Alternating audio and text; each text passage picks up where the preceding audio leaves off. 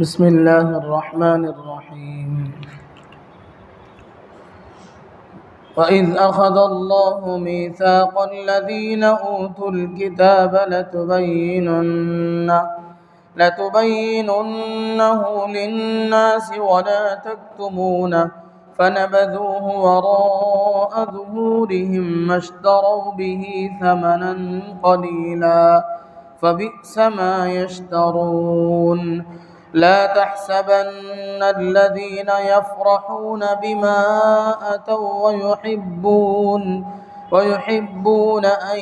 يحمدوا بما لم يفعلوا فلا تحسبنهم بمفازة من العذاب ولهم عذاب أليم ولله ملك السماوات والأرض والله على كل شيء قدير إن في خلق السماوات والأرض واختلاف الليل والنهار لآيات لأولي الألباب الذين يذكرون الله قياما وقعودا وعلى جنوبهم ويتفكرون في خلق السماوات والأرض ربنا ما خلقت هذا باطلا سبحانك فقنا عذاب النار ربنا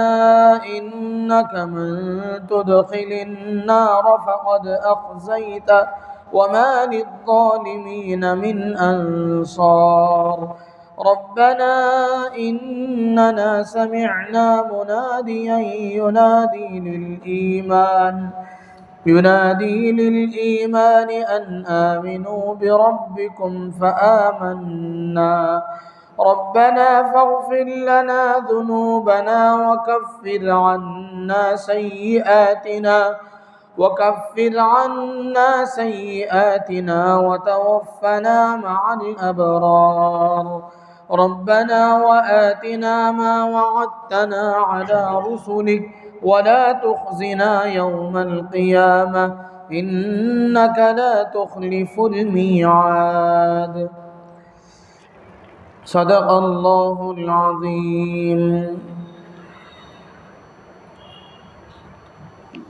وإذ أخذ الله ميثاق الذين أوتوا الكتاب لتبيننه للناस और जब अल्लाह तबारक व ताला ने अहद लिया किताब वालों से कि उसको बयान करोगे लोगों के सामने वला तक्तुमूना और न छुपाओगे फनबज़ूहु वराअ ज़ुहूरिहिम फिर फेंक दिया उन्होंने वो अहद अपने पीठ पीछे वश्तरौ बिही समनन कलीला और ख़रीद लिया उसके बदले थोड़ा मोल फ़बिअस मा यश्तरून सो क्या बुरा है जो ख़रीदते हैं ला तहसबन्न अल्लज़ीना यफ़रहून बिमा अतौ वयुहिब्बून अन युहमदू बिमा लम यफ़अलू और आप न समझिए उन लोगों को जो खुश होते हैं अपने किए पर वयुहिब्बून अन युहमदू बिमा लम यफ़अलू और अपने न किए हुए काम पर तारीफ़ चाहते हैं फ़ला तहसबन्नहुम बिमफ़ाज़तिन मिनल अज़ाब आप न समझिए कि वो अज़ाब से छूट जाएंगे बल्कि वलहुम अज़ाबुन अलीम उनके लिए अज़ाब है दर्दनाक वलिल्लाहि मुल्कुस समावाति वल अर्द वल्लाहु अला कुल्लि शैइन क़दीर अल्लाह तबारक व ताला ही के लिए है सल्तनत आसमान की और ज़मीन की अल्लाह तबारक व ताला हर चीज़ पर क़ादिर है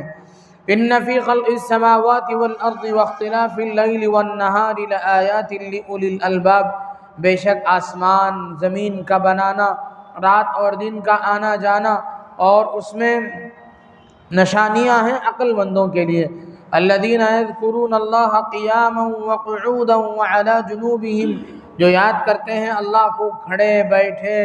और करवट पर लेटे व यतफ़क्करून फ़ी ख़ल्क़िस समावाति वल अर्द और गौर व फ़िक्र करते हैं आसमान और ज़मीन की पैदाइश में और कहते हैं रब्बना मा ख़लक़ता हाज़ा बातिला ए रब हमारे तूने ये अबस और बेकार पैदा नहीं किया सुबहानक आप पाक हैं फ़क़िना अज़ाबन्नार हमें دوزخ کے عذاب سے بچائیے۔ ربنا انک من تدخل النار فقد اخزیتہ، اے ہمارے رب آپ نے جس کو دوزخ میں ڈال دیا سو اس کو آپ نے رسوا کر دیا۔ وما للظالمین من انصار، گنہگاروں کا کوئی مددگار نہیں۔ ربنا اننا سمعنا منادیا ینادی للایمان، اے ہمارے رب ہم نے سنا ایک پکارنے والا پکارتا ہے ایمان لانے کو، ان آمنو کہتا ہے ایمان لاؤ، بربکم اپنے رب پر، فآمنا سو ہم ایمان لائے۔ ربنا فاغفر لنا ذنوبنا، اے ہمارے رب ہماری مغفرت فرمائیے، ہمارے گناہوں کو بخش دیجئے۔ وکفر عنا سیئاتنا، اور دور کر دیجئے ہم سے برائیاں۔ وتوفنا مع الابرار، اور ہمیں نیک لوگوں کے ساتھ موت دیجئے۔ ربنا وآتنا ما وعدتنا على رسلك ولا تخزنا يوم القیامہ انك لا تخلف الميعاد، اے ہمارے رب اور دیجئے ہم کو جو آپ نے وعدہ کیا اپنے رسولوں سے، ہمارے رسولوں سے جو آپ نے وعدہ کیا ہے وہ ہمیں دیجئے، اور رسوا نہ کیجئے ہمیں قیامت کے دن، بے شک آپ وعدہ خلافی نہیں کرتے ہیں۔ بزرگان محترم اور عزیز ساتھیوں، یہ سورہ آل عمران کی چند آیتیں ہیں۔ ان آیات میں سے سب سے پہلی جو آیتیں ہیں، وَإِذْ أَخَذَ اللَّهُ مِيثَاقَ الَّذِينَ أُوتُوا الْكِتَابَ لَتُبَيِّنُنَّهُ لِلنَّاسِ وَلَا تَكْتُمُونَهُ، یہ اور اس کے بعد کی دو آیتیں، ان آیات کے بارے میں یہ ہے کہ یہود و نصارہ، بالخصوص یہود اہل کتاب جو تھے، ان کی بہت ساری غلطیاں تھیں۔ ان کی ایک غلطی یہ تھی کہ وہ اللہ تبارک و تعالیٰ سے ان لوگوں نے جو وعدہ کیا ہے اس سے انہوں نے روگردانی کی۔ اللہ سے ان کے بڑوں نے وعدہ کیا، اللہ کے رسولوں سے، کہ ہم آنے والے پیغمبروں کی تصدیق کریں گے، ان پر ایمان لے آئیں گے۔ تورات کو انہوں نے مانا، اور تورات کی تعلیمات میں یہ بات موجود ہے کہ آخر زمانے میں محمد الرسول اللہ صلی اللہ علیہ وسلم تشریف لائیں گے۔ اس پر انہوں نے وعدہ بھی کیا، لیکن جب موقع آیا تو وہ پھر گئے، انہوں نے اپنی پس پشت یہ چیزیں ڈال لی۔ تو یہ ان آیات میں خصوصی طور پر دو برائیوں کا تذکرہ ہے۔ ایک برائی، ان کی بری خصلت یہ ہے کہ وہ عہد و پیمان کی خلاف ورزی کرنے والے ہیں۔ دوسرا یہ ہے کہ علم کو چھپانے والے ہیں۔ علم کا چھپانا ایک اپنی غرض کے لیے، اپنی دنیاوی اغراض کے لیے علم کو چھپانا ان کی خاص بات ہے۔ مثال کے طور پر تورات میں نبی آخر الزماں حضرت محمد الرسول اللہ صلی اللہ علیہ وسلم سے متعلق ساری تفصیلات موجود تھیں۔ آپ کا حلیہ اس میں موجود تھا، آپ کس خاندان سے پیدا ہوں گے، آپ کیسے بولیں گے، آپ کے اخلاق کیا ہوں گے۔ چنانچہ روایات میں آتا ہے کہ بہت سے راہبوں نے، بہت سے اہل علم، اہل کتاب کا علم رکھنے والوں نے، جیسے بحیرہ راہب کے بارے میں آتا ہے کہ جب آپ علیہ السلام سب سے پہلے اپنے چچا حضرت ابو طالب کے ساتھ تجارت میں تشریف لے گئے تو وہیں ایک راہب نے حضرت رسول خدا صلی اللہ علیہ وسلم کو دیکھا، اور آپ کے اندر وہ سب علامتیں اس نے دیکھ لی جو تورات میں کسی نبی پر، نبی آخر الزماں سے متعلق تھیں۔ اس نے یہ کہا کہ یہ آخری نبی ہوں گے، ان کو امت بہت ستائے گی۔ اسی طرح تورات کا اور آسمانی کتابوں کے علوم کے بہت بڑے ماہر عالم تھے حضرت خدیجہ کے چچیرے بھائی ورقہ ابن نوفل۔ جب پہلی وحی نازل ہوئی، اللہ کے نبی علیہ السلام نے بہت ساری وہ باتیں دیکھیں جو آپ کے لیے حیران کن تھی، جو آپ کے لیے بالکل نہیں تھی۔ آپ نے حضرت جبرائیل علیہ السلام کا مشاہدہ کیا، اور جو غطات ثلاث کہا جاتا ہے، 3 مرتبہ حضرت جبرائیل علیہ السلام کا آپ کو دبوچنا، اقرا کہنا، آپ پڑھیے، آپ نے کہا ما انا بقاری، میں پڑھا ہوا نہیں ہوں، پھر آپ کو دبوچنا۔ اس طرح جو حالات آپ کے ساتھ پیش آئے اس پر آپ گھبرا گئے تھے، اور آپ اتنے گھبرا گئے تھے کہ آپ کو بخار چڑھ گیا تھا، اور اللہ کے نبی صلی اللہ علیہ وسلم اپنی زوجہ محترمہ ام المؤمنین حضرت خدیجہ کے پاس آئے، اس وقت وہی ایک اہلیہ موجود تھی، تو آپ نے حضرت خدیجہ سے فرمایا زملونی زملونی، مجھے چادر اڑاؤ۔ چنانچہ آپ پر چادر اڑائی گئی، اس کے بعد بھی آپ کا بخار نہیں تھما، تو حضرت خدیجہ نے بہت ساری تسلی کی بات کہیں، کلا واللہ لا یخزیک اللہ ابدا فإنک لتصل الرحم وتحمل الکل وتکسب المعدوم وتعین علی نوائب الحق، یعنی اس میں یہ وہ جملے ہیں جس میں آپ علیہ السلام کی تعریفیں تھیں۔ آپ غریبوں کے کام آتے ہیں، بیواؤں کا ساتھ دیتے ہیں، کبھی آسمانی آفت نازل ہوتی ہے تو آپ پہلے جا کر کے جو پریشان ہیں ان کی پریشانیوں کو دور کرنے میں کوشش کرتے ہیں۔ اللہ تعالیٰ آپ کو رسوا نہیں کریں گے، آپ کو ذلیل نہیں کریں گے، آپ کو ہلاک نہیں فرمائیں گے، آپ بالکل مطمئن رہیے۔ ام المؤمنین حضرت خدیجہ رضی اللہ عنہ آپ کے شب و روز کے اعمال سے واقف تھی، انہوں نے تسلی دی۔ اس کے بعد جب نبی علیہ السلام کی پریشانی میں زیادہ خاطر خواہ کمی نہیں دیکھی گئی، تو پھر آپ کو لے کر کے اپنے خاندان کے ایک بڑے عالم کے پاس، جو پرانی علوم کے ماہر تھے اور پرانے آسمانی کتابوں کے علوم کے ماہر تھے، ان کے پاس لے کر کے گئی، اور وہاں ان سے ملاقات کر کے جو حالات پیش آئے ان سے کہا۔ تو ورقہ ابن نوفل نے کہا کہ یہ اللہ کے آخری پیغمبر ہیں، جیسا کہ آسمانی کتابوں میں بتلایا گیا ہے، وہ ساری نشانیاں ان میں موجود ہیں، اور جو ناموس جو فرشتہ آیا ہوا تھا وہ جبرائیل تھا، وہی نبیوں کے پاس، حضرات انبیاء کے پاس وہی لے کر کے آتا تھا۔ بالیقین یہ آپ کے اللہ کے نبی ہیں، آپ کے جو شوہر ہیں اللہ کے نبی ہیں، امت ان کو ستائے گی، ان کو اپنے علاقے سے نکالے گی۔ حضرت رسول خدا صلی اللہ علیہ وسلم نے بڑے تعجب سے پوچھا او مخرجیہم، کیا مجھے نکال دیں گے گھر اپنے علاقے سے؟ میں تو اپنے علاقے کا بڑا چہیتا ہوں، لوگ میری سچائی اور امانت داری کی بنیاد پر بڑی محبتیں کرتے ہیں، میرے فیصلوں سے راضی ہو جاتے ہیں، میری باتوں پر ٹوٹ پڑتے ہیں، مجھے نکال دیں گے؟ ہاں، ورقہ ابن نوفل نے کہا ہاں آپ کو نکالا جائے گا، اور یہ صرف آپ کے ساتھ نہیں، جتنے بھی دین کے کام کرنے والے اس سے پہلے تھے اور جو آئیں گے، اور حضرات انبیاء کرام علیہ السلام جو پہلے گزر چکے، ان سب کے ساتھ یہ معاملہ ہوا، لوگوں نے ان کو تنگ کیا، ان کو پریشان کیا، یہ سب باتیں آپ کے ساتھ ہوگی۔ اور آخر میں ورقہ ابن نوفل نے کہا کہ اگر میں اس وقت تندرست رہا تو میں تمہارا تعاون کروں گا۔ بخاری کی روایت میں ہے کہ اس کے بعد کچھ دنوں تک ورقہ ابن نوفل زندہ رہے، اور پھر ان کی وفات ہو گئی، وہ دنیا سے چل بسے۔ تو کہنا یہ ہے کہ آسمانی کتابوں میں نبی کریم علیہ السلام کی ساری نشانیاں موجود تھیں، اس کے باوجود اس کے ماہرین نے، اس وقت کے یہودی علماء نے اس علم کو چھپایا، اپنے چھوٹوں کو اس بارے میں واقف نہیں کرایا، بلکہ الٹا چھپایا، اسے لوگوں کو بتایا نہیں۔ اگر بتا دیتے تو بہت سارے لوگ اللہ کے رسول صلی اللہ علیہ وسلم پر ایمان لاتے، لیکن بتایا نہیں، انہوں نے اپنے اللہ کے اس علم کو چھپایا۔ تو اللہ تبارک و تعالیٰ فرماتے ہیں یہ ان لوگوں کی عادت ہے۔ اذ اخذ اللہ میثاق، یاد کیجئے اس وقت کو جب ان لوگوں نے جب اللہ نے عہد لیا کتاب والوں سے، اس کو بیان کریں گے، لوگوں کے سامنے جو باتیں ہیں، حق کی باتیں ہیں، ان کو بیان کریں گے، اس کو چھپائیں گے نہیں۔ لیکن اس وعدے کو ان لوگوں نے نبذوہ وراء ظہورہم، اپنے پیٹھ پیچھے انہوں نے اس وعدے کو پھینک دیا۔ واشتروا بہ ثمنا قلیلا، اور اس کے بدلے میں دنیا حاصل کر لیا، حق کو چھپایا، اور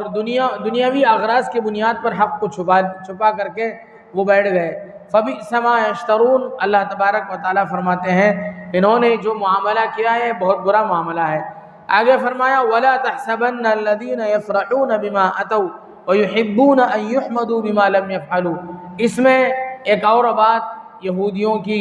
یہودی منافقین کی یہ تھی کہ وہ نیک کام کرتے نہیں تھے، لیکن اپنے اس نہ کیے ہوئے کام کی تعریف چاہتے تھے۔ مثال کے طور پر اللہ کے نبی صلی اللہ علیہ وسلم کسی غزوے میں تشریف لے جاتے اور آپ باقاعدہ اعلان فرماتے کہ اس طرح سے غزوے میں جانا ہے، ایک مقابل سے لڑائی کے لیے جانا ہے، آپ اعلان فرماتے، لیکن لڑائی میں مارے جانے کے خوف سے، بزدلی سے اور اللہ کی مدد پر یقین نہ ہونے کی وجہ سے وہ اپنے گھروں میں بیٹھ جاتے ہیں۔ بعد میں جب رسول اللہ صلی اللہ علیہ وسلم اور حضرات صحابہ کرام جنگ سے واپس تشریف لاتے تو یہ لوگ جا کر کے اللہ کے رسول صلی اللہ علیہ وسلم سے بہانے بتاتے کہ اس طرح کی بات ہو گئی تھی، کھجور پک گیا تھا، گھر میں کوئی بیمار ہو گیا تھا، میری طبیعت خراب ہو گئی تھی، اس وجہ سے ہم شریک نہ ہو سکے۔ اور ان کو اس پر یہ انتظار رہتا تھا کہ رسول اللہ صلی اللہ علیہ وسلم ان کے ان عذروں کو قبول کر لیں اور ان کی تعریف بھی کریں کہ یقیناً آپ نے جو کیا وہ اچھا کیا، یا آپ تعریف بھی کریں الٹے، اس طریقے کا ان کو انتظار تھا۔ تو اللہ تبارک و تعالیٰ فرماتے ہیں یہ خاص نشانی ہے ان منافقین یہود کی۔ اسی لیے ہمارے بزرگان دین بھی اصل تو یہ ہے کہ آدمی کیے ہوئے کام پر بھی تعریف نہ چاہے، آدمی کوئی نیک کام کرے اور اس کی مدح سرائی کی، اس کے لوگ تعریف کریں، اس کی انتظار کریں، یہ بھی پسندیدہ نہیں ہے، بلکہ حضرات صحابہ کرام رضوان اللہ تعالی علیہم اجمعین کی یہ شان تھی۔ ایک صحابی رسول کے بارے میں آتا ہے کہ انہوں نے ایک کام چھپ کر کے کرنا چاہا، انہوں نے چاہا کہ وہ بالکل چھپ کر کے کوئی عبادت کریں، کوئی عمل کریں، لیکن جب وہ اس کام سے، اس نیک عمل سے فارغ ہوئے تو دیکھا کہ کسی نے ان کو دیکھ لیا، تو وہ بہت پریشان ہوئے اور دوڑے ہوئے دربار رسالت مآب میں حاضر ہوئے اور کہا کہ یا رسول اللہ اس طرح کی صورتحال پیش آئی، ایک عمل میں یہ چاہ رہا تھا کہ کسی کو پتہ نہ چلے، لیکن باہر آیا، باہر نکلا، جیسے اس کام سے فارغ ہوا تو دیکھتا ہوں کہ فلاں آدمی مجھے دیکھ چکا ہے اور وہ میری تعریف بھی کر رہا ہے۔ تو آپ نے فرمایا تلک عاجل بشر المؤمن، یہ یعنی بغیر کسی انتظار کے کسی نیک عمل پر کسی کا تعریف کر دینا، یا بغیر کسی انتظار کے کسی کا دیکھ لینا تمہارے کسی نیک عمل کو کرتے ہوئے، یہ مومن کو دنیا ہی میں ملنے والی خوشخبری ہے، مومن کو دنیا ہی میں مل جانے والا بدلہ ہے، آخرت میں تو اس کا بدلہ ملے گا ہی، لیکن اللہ تبارک و تعالیٰ کبھی کبھار بندوں کی ہمت افزائی کے لیے کبھی کبھار ایسی صورتیں پیدا کر دیتے ہیں کہ اس سے بندے کو دنیا ہی میں تھوڑا سا بدلہ مل جاتا ہے۔ تو آپ نے فرمایا تلک عاجل بشر المؤمن، لیکن یہ تب ہوگا جب اچانک سے یہ چیزیں پیدا ہو جائیں۔ آدمی کا خود کسی عمل کو کر کے اس کی تعریف کا انتظار کرنا یہ کسی مؤمن کے لیے شایع نشان نہیں، اس سے بڑھ کر، اس سے آگے بڑھ کر کے کوئی کام کرے ہی نہیں اور اس پر تعریف کی انتظاری رہے، یہ تو کسی مؤمن کی شان ہی نہیں ہو سکتی، یہ منافقین کا عمل ہے۔ چنانچہ ایک مرتبہ ایسا ہوا کہ حضرت امام ابو حنیفہ رحمۃ اللہ علیہ، ان کی جوانی کا زمانہ تھا، غالباً بازار میں سے گزر کے جا رہے تھے، کسی آدمی نے امام صاحب سے حسن ظن کی بنیاد پر ان سے اچھا گمان کرتے ہوئے یہ کہا کہ یہ جو صاحب جا رہے ہیں بازار میں گزر کر کے ہمارے سامنے،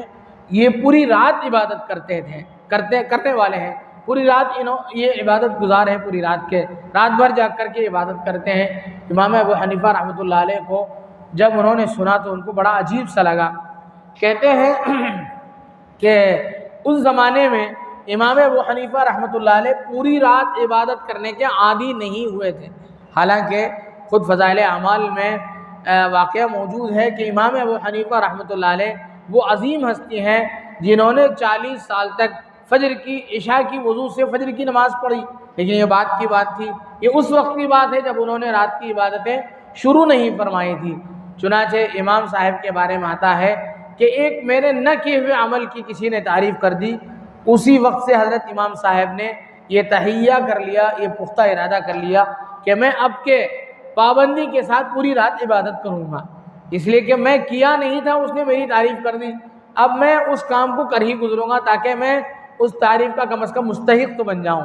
تو یہ ہمارے اکابر کی شان تھی، لیکن منافقین کی بات یہ تھی کہ وہ نہ کیے ہوئے عمل پر بھی تعریف چاہتے تھے۔ اللہ تبارک و تعالیٰ فرماتے ہیں فَلَا تَحْسَبَنَّهُمْ بِمَفَازَةٍ مِّنَ الْعَذَابِ، آپ یہ نہ سمجھیں کہ آپ کو، آپ کے صحابہ کو دھوکے میں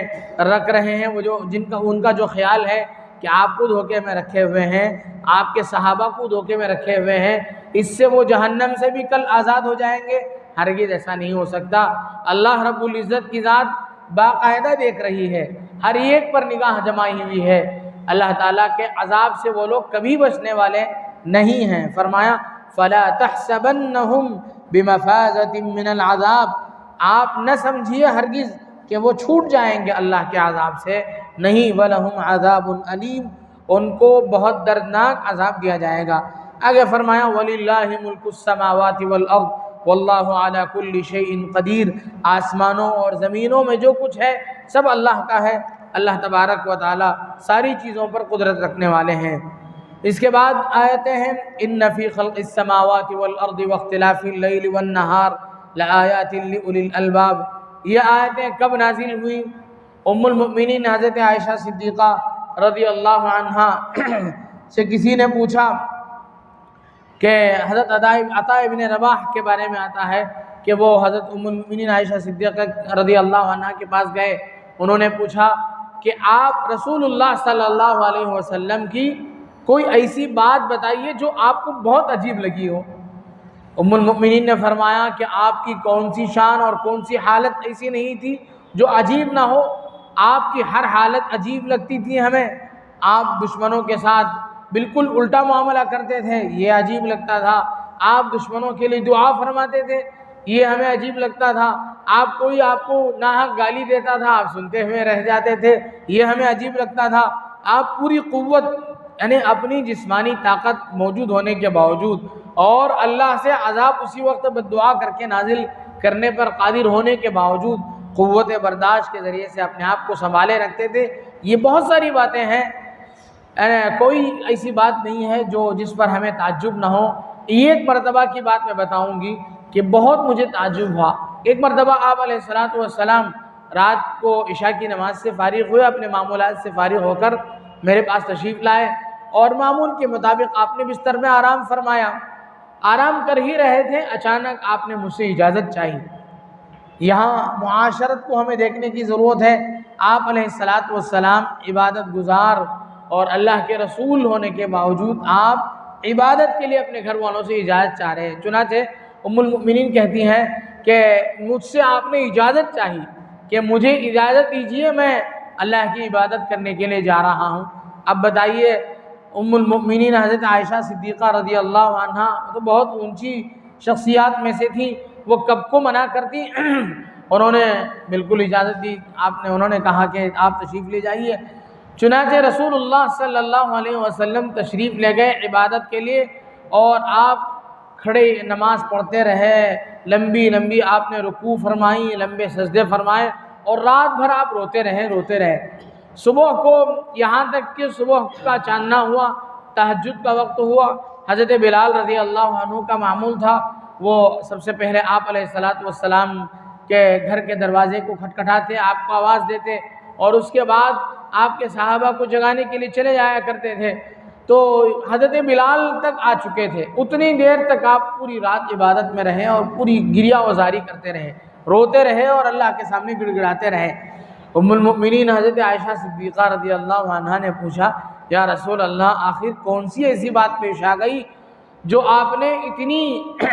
اتنے اہتمام کے ساتھ رات بھر عبادت بھی کی اور آپ روتے بھی رہے، آخر کیا بات ہے؟ تو پھر آپ علیہ الصلوۃ والسلام آپ یہ بھی کہا کہ ایسا کیا ہو گیا کہ آپ تو بالکل بخشے بخشائے ہیں، آپ معصوم ہیں، اس کے باوجود آپ نے کیوں اتنا آپ روئے؟ تو آپ نے وہ مشہور جملہ آپ کا ارشاد فرمایا، افلا اکون عبدا شکورا، کیا میں اللہ کا شکر گزار بندہ نہ بنوں؟ اور اس کے بعد آپ نے ارشاد فرمایا کہ رات کو مجھ پر یہ آیتیں نازل ہوئیں، ان فی خلق السماوات والارض واختلاف اللیل والنہار لآیات لأولی الالباب، یہ آیتیں رات مجھ پر نازل ہوئی تھی۔ ان آیات میں اللہ تبارک و تعالی عقل مندوں کے اوصاف بیان کرتے ہوئے فرماتے ہیں، الذین یذکرون اللہ، جو اللہ کو یاد کرتے ہیں، قیاماً کھڑے ہو کر، قعوداً بیٹھ کر، علی جنوبہم اور کروٹ لیٹے ہوئے، ویتفکرون فی خلق السماوات والارض، آسمان اور زمین کی پیدائش پر، ان کی بناوٹ پر، ان کے پیدا کرنے پر غور و تدبر کرتے ہیں۔ اس پر اللہ تبارک و تعالیٰ نے تعریف فرمائی ہے، اپنے عقلمند بندوں کی، تو میں عبادت میں لگا رہا ہوں۔ اب ان آیات میں ہم غور کریں۔ سب سے پہلی بات تو اللہ تبارک و تعالیٰ فرماتے ہیں کہ آسمان اور زمین کے پیدا کرنے میں، آسمانوں اور زمینوں کا پیدا کرنے والا اللہ تبارک و تعالیٰ ہے، ان کی پیدائش میں غور کریں۔ اور اس کے ساتھ ساتھ اسی میں مفسرین کہتے ہیں اس میں وہ سب چیزیں داخل ہو جائیں گی جو آسمانوں میں ہیں اور زمینوں میں ہیں، ان سب چیزوں کے پیدا کرنے میں۔ اور اسی طرح آسمان سے آپ بلندیاں مراد لیں، زمین سے آپ پستیاں مراد لیں، یعنی جتنی بلندیاں ملی انسانوں کو یا کسی بھی چیز کو، اللہ تعالیٰ کی جتنی بلندیاں ہیں، جتنی رفعتیں ہیں، وہ سب ان سب چیزوں میں غور کرنے میں۔ اور اسی طرح جتنی پستیاں ہیں، جتنے اقوام کو اللہ نے ذلیل فرمایا، جتنے بادشاہ کی حکومتیں ختم ہوئیں، جتنے لڑنے والے ہارے گئے، مارے گئے، یہ سب لوگ اس میں آ گئے، والارض میں سب چیزیں آ گئیں۔ اور اسی طرح واختلاف اللیل والنہار، رات اور دن کے اختلاف میں۔ اختلاف اللیل والنہار کے دو مطلب ہیں۔ ایک مطلب یہ ہے کہ اختلاف اللیل والنہار عربی کا ایک محاورہ ہے، یعنی کسی اختلاف فلان فلانا کہتے ہیں عربی میں اس موقع پر جب ایک آدمی دوسرے آدمی کے پیچھے آئے۔ تو اس کا مطلب ایک مطلب یہ ہوا کہ رات اور دن کے ایک بعد دیگرے آنے میں، رات ہوئی، اب رات ہو گئی، صبح ہوا، پھر رات ہوئی، پھر صبح ہوا۔ یہ اللہ کی جو قدرت کی نشانی ہے۔ اگر رات ہی رات رہ جائے یا دن ہی دن رہ جائے، جیسا کہ دوسری آیتوں میں اللہ تبارک و تعالیٰ نے اس کا بھی تذکرہ فرمایا، آگے چل کر کے وہ آیت آئے گی کہ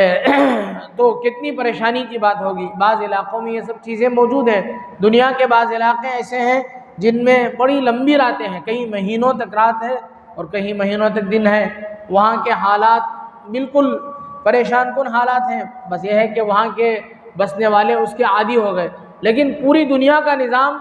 ایسا نہیں ہے، بلکہ اللہ تبارک و تعالیٰ دن کو لاتے ہیں، آدمی اس میں تلاش معاش کرتا ہے، رات کو لاتے ہیں، آدمی اس میں آرام کرتا ہے۔ وَجَعَلْنَا اللَّيْلَ لِبَاسًا وَجَعَلْنَا النَّهَارَ مَعَاشًا، اللہ تبارک و تعالیٰ نے فرمایا۔ تو رات اور دن کے آنے جانے میں، اسی طرح ایک مطلب یہ بیان فرمایا مفسرین نے رات اور دن کی تبدیلی میں، کبھی رات لمبی ہو جاتی ہے، جیسے اب موسم سرما چل رہا ہے، اس میں راتیں لمبی ہو جاتی ہیں، کئی گھنٹے دن کے مقابلے میں بڑی ہوتی ہیں راتیں۔ اور آج کل تو ماشاءاللہ پورا ایک شفٹ سونے میں ہم لوگ گزارتے ہیں، 8 گھنٹے کا ایک شفٹ ہوتا ہے، پورا ایک شفٹ جو ہے ہم لوگ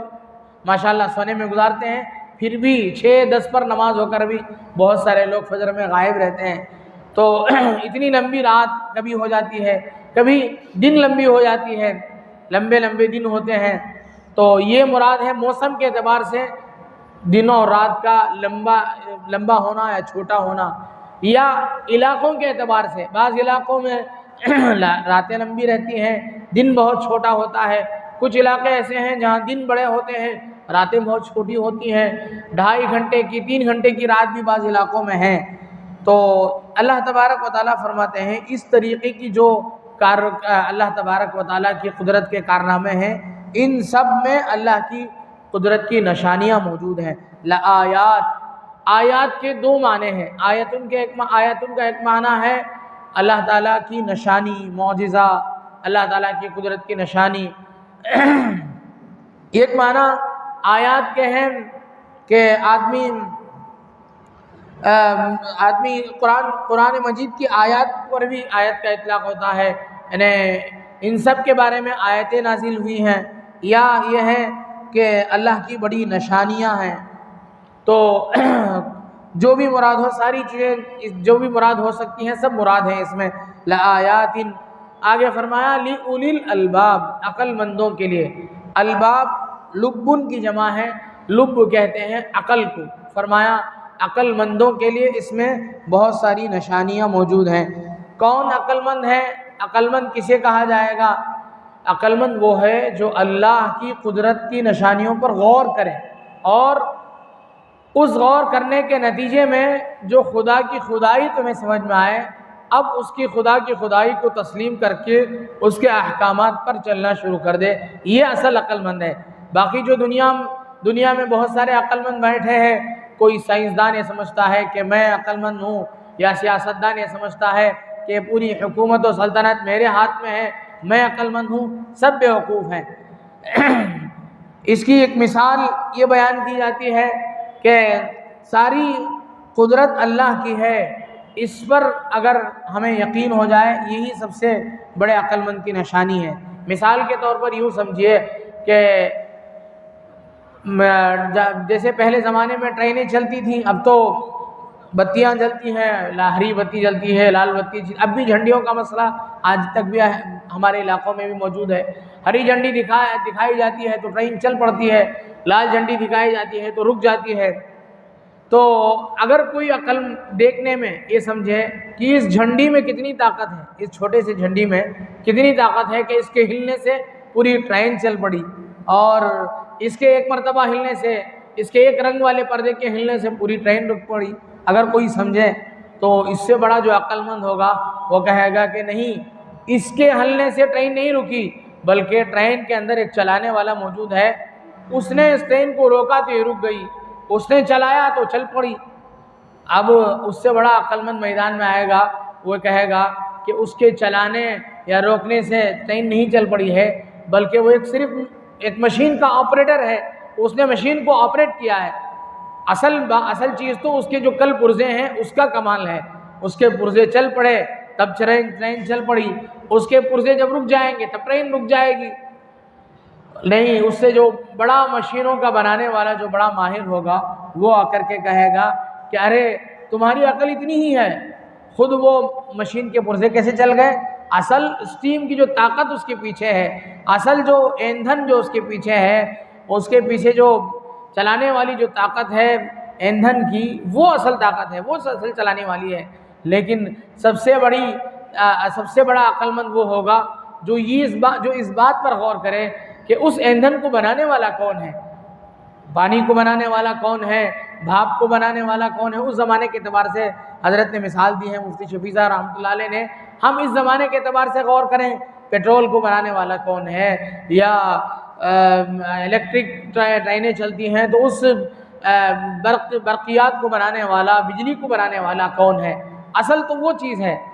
جو آدمی اس تک پہنچے گا وہی عقل مند کہلائے گا، باقی نیچے کی جو سطحی سوچ ہے وہ سب عقل مند نہیں ہے۔ اسی لیے کسی نے کہا کہ اگر یہ کہا جائے، کوئی قسم کھا کر کے گزر جائے، کوئی قسم کھا کر کے اس دنیا سے چلا جائے کہ میری جتنی جائیداد ہے، میں جو قسم کھا کر کے نہیں، وصیت کر کے کوئی دنیا سے چلا جائے کہ میری جتنی جائیداد ہے وہ ساری جائیدادیں عقل مندوں پر تقسیم کر دی جائے، اگر کوئی ایسی وصیت کر کے چلے جائے تو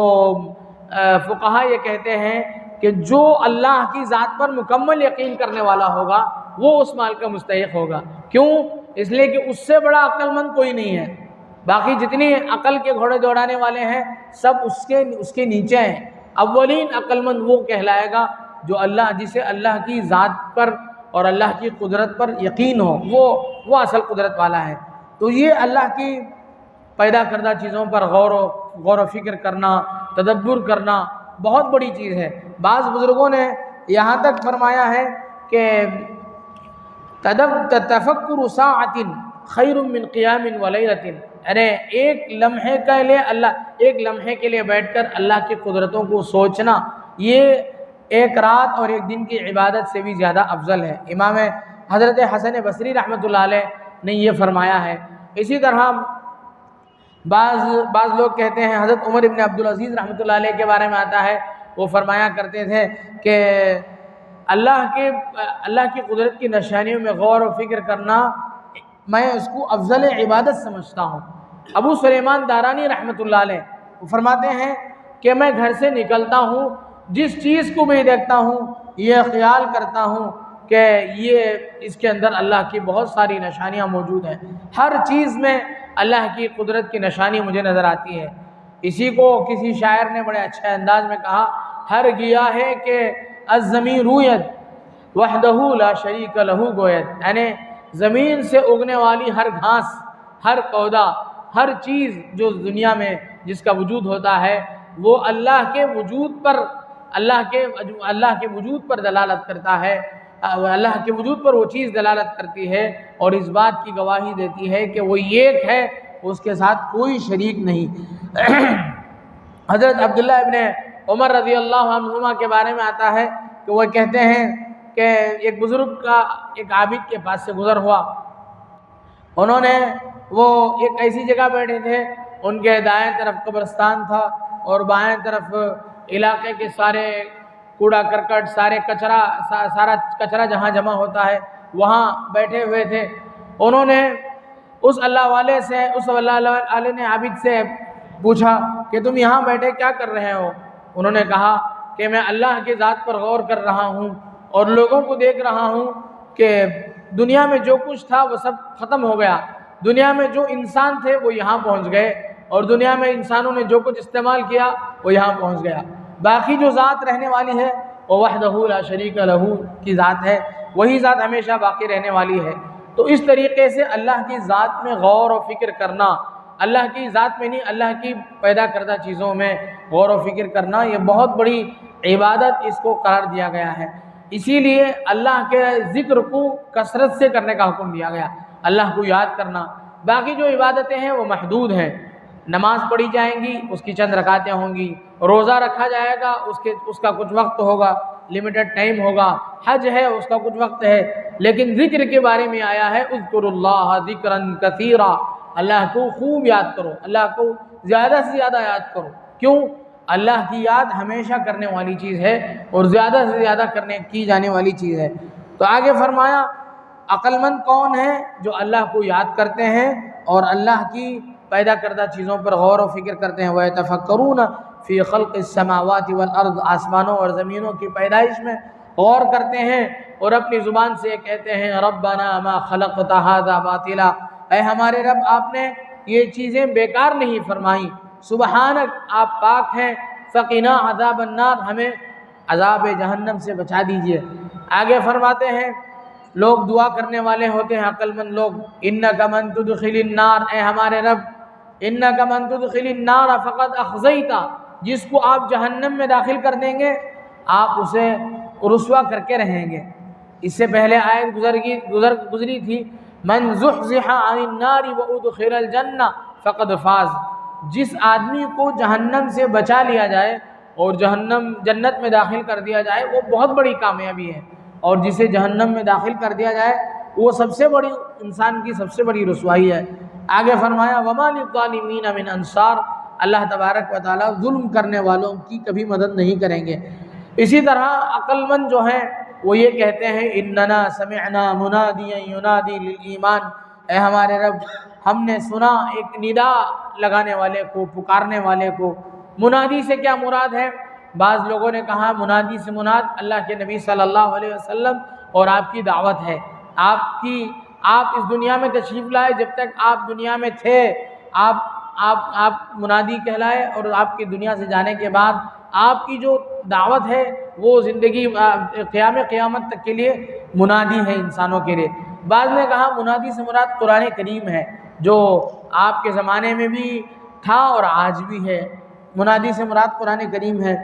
کیا منادی کیا ندا کرتی ہے؟ ینادی للایمان، ایمان لانے کے لیے پکارتی ہے، ان آمنوا بربکم، کہ ایمان لاؤ اپنے رب پر۔ تو ہم ایمان لائے اللہ پر، اے اللہ ہم آپ پر ایمان لائے۔ ربنا فاغفر لنا ذنوبنا وکفر عنا سیئاتنا، اے ہمارے رب ہمیں ہمارے گناہوں کو معاف کیجئے اور ہم سے برائیاں دور کیجئے۔ ذنوب ذنب کی جمع ہے، ذنب کہتے ہیں بڑے گناہ کو، کبیرہ گناہ کو۔ سیئات سیئۃ کی جمع ہے، سیئۃ کے معنی ہیں چھوٹے گناہ۔ وتوفنا مع الابرار، اور ہمیں نیک لوگوں کے ساتھ موت عطا فرما۔ حدیث پاک میں اللہ کے نبی صلی اللہ علیہ وسلم نے فرمایا کہ آدمی جس طریقے سے اس دنیا سے جائے گا اسی طریقے سے آخرت میں اٹھایا جائے گا، میدان حشر میں اسی طریقے سے اس کا حشر ہوگا، اور جن لوگوں کے ساتھ حشر ہوگا اسی کے ساتھ ان لوگوں کے جیسا معاملہ اس کے ساتھ کیا جائے گا۔ اسی لیے آپ علیہ الصلاۃ والسلام نے فرمایا تھا کہ میری امت کے فقراء جنت میں عمرہ سے، میری امت کے عمرہ سے 500 سال پہلے جنت میں جائیں گے، اور آپ علیہ السلام کی دعا مشہور ہے، اللہم احینی مسکینہ، اللہ مجھے غریب زندہ رکھ، وَأَمِتْنِي مسکینہ، اور جب میں دنیا سے جاؤں تو میں غربت کی حالت میں رہوں، وَاحْشُرْنِي فِي زُمَرَةِ الْمَسَاکِین، اور کل قیامت کے دن میرا حشر بھی غریبوں کے ساتھ فرمانا۔ کیوں؟ غریب لوگ دنیا والوں میں سب سے پہلے جنت میں داخل ہونے والے ہوں گے۔ تو یہ فرمایا گیا ابرار کے ساتھ، نیک لوگوں کے ساتھ ہمارا حشر فرما، تاکہ ہم نیک لوگوں کے ساتھ ہی جنت میں پہنچ جائیں۔ اور آگے فرمایا ربنا وآتنا ما وعدتنا علی رسلک، اپنے رسولوں سے آپ نے جن چیزوں کا وعدہ کیا ہے آپ ہمیں وہ سب عطا فرمائیے، ولا تخزنا یوم القیامہ، اور قیامت کے دن ہمیں رسوا نہ فرمائیے، انک لا تخلف المیعاد، آپ نے ہمارے ایمان لانے پر، ہمارے اعمال پر آپ نے جو وعدے فرمائے ان وعدے کے مطابق ہمیں آپ بدلہ دیں گے، ہمیں اس کا یقین ہے، یقیناً آپ وعدہ خلافی کرنے والے نہیں ہیں۔ تو یہ ان آیات کا خلاصہ مختصر سا ہوا۔ اللہ تبارک و تعالیٰ سے دعا ہے کہ اللہ تبارک و تعالیٰ ان آیات کے ذیل میں جو باتیں کہی گئیں، کہنے والے کو بھی، سننے والوں کو بھی عمل کی توفیق نصیب فرمائے۔ آمین۔ وآخر دعوانا الحمد للہ رب العالمین۔